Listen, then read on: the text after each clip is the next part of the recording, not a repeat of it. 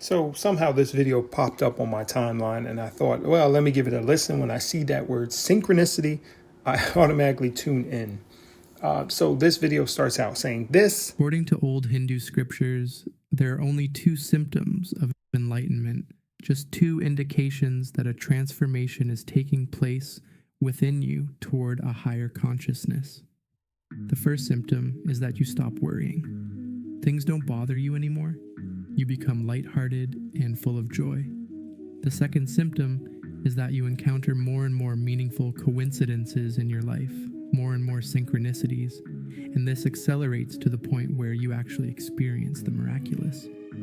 Which made me wonder which texts, which Hindu scriptures, where can I find this information that these were the two prerequisites or the two symptoms of being enlightened? So, of course, I went over to my old friend ChatGPT, who has all the answers for me, and I typed it in. And what it spat out at me was a longer list of maybe, 8 or 10 symptoms here. I actually did it twice, so I have a list of 18, but some of them are redundant. But let me go through them real quick. So, realization of non-duality in Advaita, recognizing that the individual self, the atman, is identical to the ultimate reality, Brahman, which dispels the ignorance, avidya, of believing in one's separateness from the cosmos. Basically, we're all part of the same stuff. So, once you realize that, you're on your way to enlightenment. Equanimity, I don't know how to say that. Next thing, exhibiting unshakable calm and composure in all situations, unaffected by the dualities such as joy and sorrow, success and failure. This is something I've come to realize, that happiness and sorrow are basically the same. It's just an emotion that you can feel. I guess we all want to live in a state of happiness rather than a state of sorrow, but I think it's more just existing. I don't know. I don't want to try to explain it here. Let me just go through the list. Freedom from desires. All personal desires dissipate naturally as the enlightened person realizes they are complete in themselves, understanding that all fulfillment is internal. Unconditional love and compassion. This is one I don't quite have narrowed down. I think at the beginning of my awakening, I felt this. I think I knew this was something that you should feel, so I tried to feel this. But then slowly, I'm at it a couple years now, this kind of fades away. I have love and compassion for nature and creatures, but humanity, there's still people. Some of these wall Martians, there's still people that will get on my nerves, and I'm not complete in that sense. I'm not perfect. I'll get on people's nerves, but this is even family members where you have that deep-rooted, you have a history with people. There's some people you just cannot love. I mean, the goal is to love everyone, and I'm sure some people do that. I'm not there yet. But this is radiating love and compassion towards all beings without distinction, driven by the perception of the divine essence in everyone.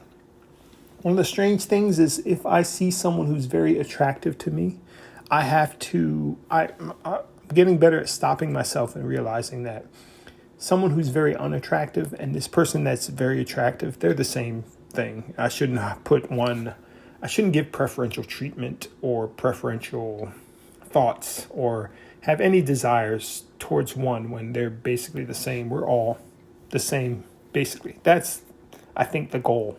There's inner joy and peace, experiencing a consistent and profound sense of peace and happiness that is not dependent on external factors.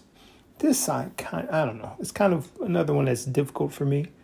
I like saying I like editing these videos and having the ums in there. There is AI that will take out the ums if you want, but I just think it's just a human quality that I love hearing myself say. Non-attachment, engaging in worldly activities without attachment to outcomes, treating all actions as offerings to the divine, and maintaining detachment from material gains.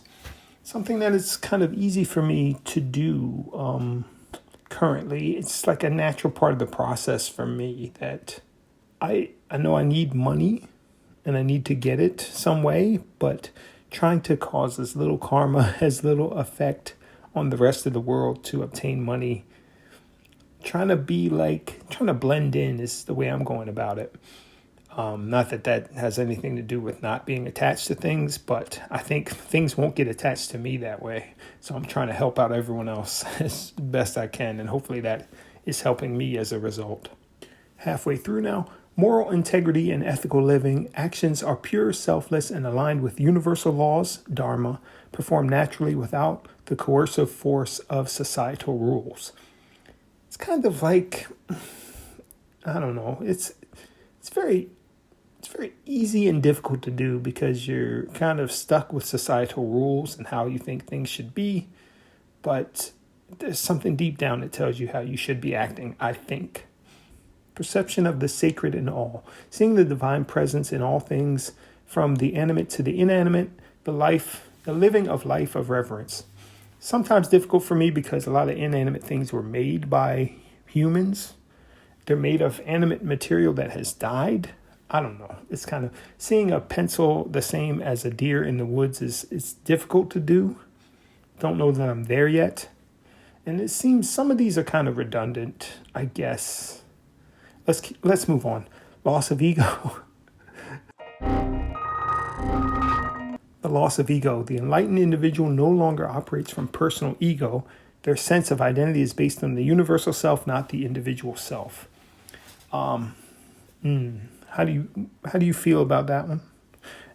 I try not to use the word I and me anymore, but I mean you have to when you're interacting with people, I think.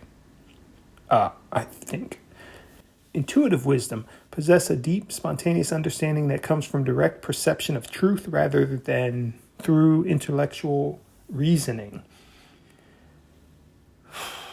This one you can kind of get into trouble, I think, if you're just saying, I got to download from the universe that this is you. I just think it's tough.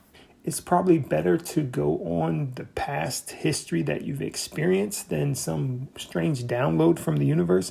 But I think when you're talking about an enlightened being, maybe, I don't know. This is very, I don't know. What do you think of that one? Let me know in the comments. Let's get some interaction. Let's get someone to watch this video first, and then we'll maybe get some interaction in the comments section below. I'm pointing down. Scroll down. Actually, now YouTube changed their layout, and it's off to the left, right? Radiance and serenity. Often described as having serene demeanor and a radiant aura, reflecting the inner purity and spiritual mastery. So I feel this way in moments of stress, or like if you're waiting in line, a long line at the post office. I mean, you don't want to be in that situation. You hope your intuition manages to not get you in that situation, but being calm and not being overwhelmed, it's difficult but easy to do, I think, especially if you're enlightened. And it's so weird. I should make a video about this woman that came up to me in the coffee shop years ago saying that I had a beautiful aura. If people can see your aura, sometimes they'll tell you these things. I don't know how you see an aura. I'd like to have that power myself. I don't know if she was just trying to hit on me. But apparently, if it aligns with this being enlightened, there is something to that. Absence of karmic bonds. I don't know if you can get away from this. Acts are performed without self-interest, okay, and thus do not generate new karma, liberating the individual from the cycle of birth and rebirth. So I think this is a Buddhist idea. Is this in, I don't know, let me scroll up. I guess I just put in spiritual text. I didn't specify. But we are talking about Hindu, right? I don't know. Anyway, yeah, if you believe in karma and you can act without self-interest, it's really strange. I don't want to say I'm enlightened, but a lot of these things, I had no idea about them consciously. But some of them kind of broke through and just coated over my essence, my way of being as a natural progression. I don't know how to describe it. I'm not saying I'm enlightened. I will say that some of these things out of the ether, out of nowhere, just became how I interact with society. Anyway, this video was long. I'm sorry about that. If you want to look at this list and kind of go over it and think where you are aiming, well, there's the list, the 12 things you need to be able to call yourself an enlightened being. I don't know that these are all them. I don't know that the list needs to be this long. I think a lot of people say, if you know, you know. So maybe just go with that. Just the one rule of if you know, you know. Or go to that other video that just says there's just two prerequisites. It's just a lot easier than 12.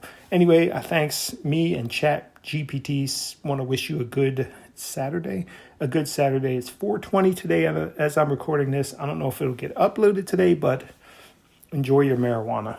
All right, bye.